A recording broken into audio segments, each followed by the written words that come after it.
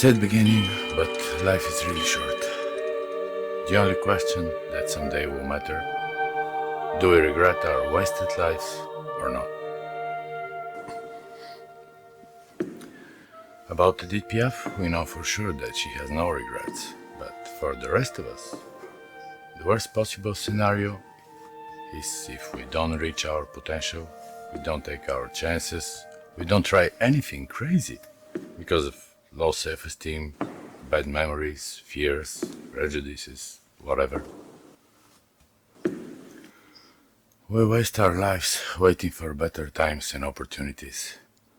Meanwhile, the time is going on very fast, the clock is ticking. Forgive me, Father, but life is here and now, not later.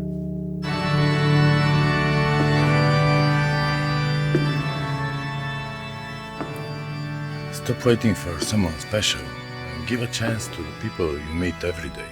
They're all special. Try not to judge them in the beginning, because everyone is lovable at the core, and this is the reality, not just a Christian point of view.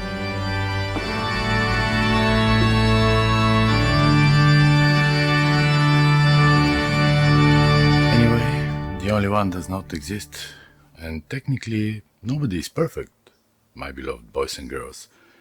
I myself have seen a number of women I was not interested at first, but I tried, and they turned out to be the forking love of my life. Not at the same time, praise the Lord. With some of those ladies, I could have been very happy for the rest of my life, but I lost them because I didn't know what I wanted, what I really needed. And just like you, I had this long list of requirements back then. And just like you, I was looking to some shiny new horizons before I knew that the truth is right before my eyes. My fault. Mea culpa. Some of the others were devastating narcissists. At that time, I didn't know what narcissism is, and I couldn't recognize the next one. There were also histrionics. Histrionics are focused to fulfill their desperate need for attention, which every time ends with hysteria. Very basic experience. The good news is once you reach the ninth circle of hell with one of those dark angels, you'll be ready to enjoy a simple relationship with a simple person. And you'll love it.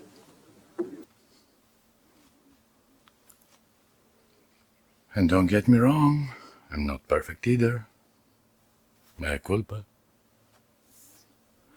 As I understand, everybody in the world wants the same damn thing. Give me.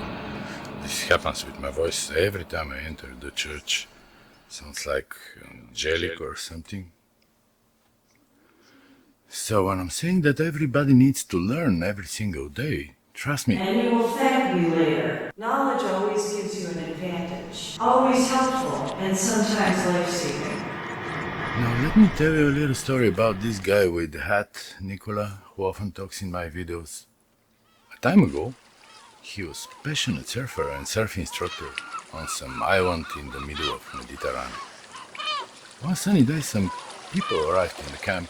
There was this girl, I think her name was Marina or something, and this guy Nicola was not impressed by her at the first glance. Not at all. But on the next evening, he was having a little chat with that girl, and he was suddenly moved by her words. He told her how he saw her in the morning coming out of the sea in her green panties only. He was completely speechless. She said, No, it's not like that. I have so many flaws. He said, come to my shack and show me your flaws, and I'll prove you wrong.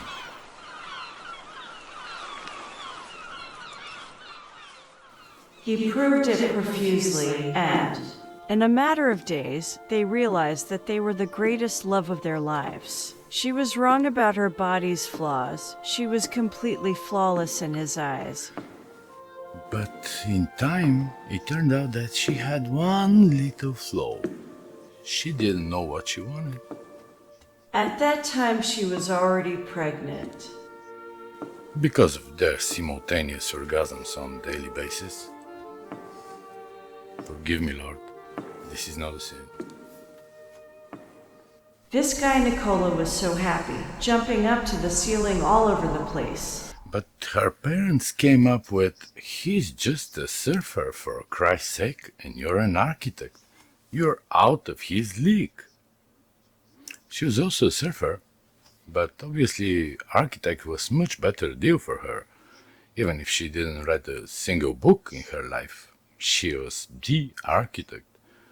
That sounds like Antonio Gaudi, isn't it, baby?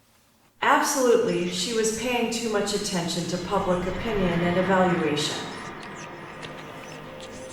So in order to pursue her high society goals, she chose the red pill and she made an abortion. Not more than a year later, she gave birth to a baby made by a notorious high society morning drinker who ended up stealing a lot of money from his close friends and God knows who else. He was also a surfer, by the way. Obviously not all surfers are born equal. At the end, I'm not giving you advice on promiscuous one-night stands, but We have to give a chance to the unknown. you'll never know. And of course, you'll never be safe. Shit happens. Significant part of our learning process comes with the life experience. There will be always pain and suffering, like I said in the previous video. This is the price we pay for the knowledge, who we really are. And don't complain, because pain is actually a sign of emotional growth. If you still haven't found what you're looking for, better visit the grave of Alexander Dumas the Father in the churchyard. He was the master of giving a chance to the unknown. That's why his characters are so funny and notoriously happy, unlike you. And take a bottle of Beaujolais with you and pour some of it over the grave. He drank a lot of this wine while writing The Count of Monte Cristo. Also tell him he shouldn't have ended this astonishing book with the words wait and hope. Life is too short to wait in drama for a Mercedes. Brothers and sisters, stand firm in your belief that you're different from people who don't know what they want. Pray to escape stereotypes and you'll be rewarded in this life, not the other. Amen. Amen.